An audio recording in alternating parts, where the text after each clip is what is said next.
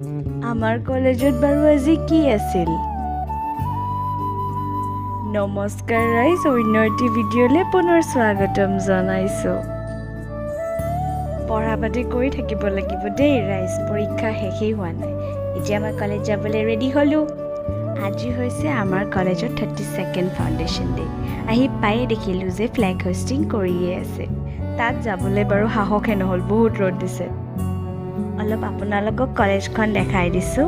এতিয়া আমাৰ পৰীক্ষা আছে আৰু মই বাৰু আপোনালোকক আমাৰ কলেজ বুলি কৈ আছোঁ। আমাৰ কলেজখনৰ নাম হৈছে Krishnaram Das college of education. এইখন এষ্টাব্লিছ হৈছে 1993 আৰু আজি 32nd ফাউণ্ডেশ্যন ডে আছে আমাৰ কলেজৰ। ৰ'দৰ পোহৰত আমাৰ কলেজখন জিলিকি আছে আৰু এনেকেই যাতে জিলিকি থাকক। আজিলৈ ইমানেই। নেক্সট ভিডিঅ'ৰ কাৰণে ছাবস্ক্ৰাইব কৰিব নাপাহৰিব।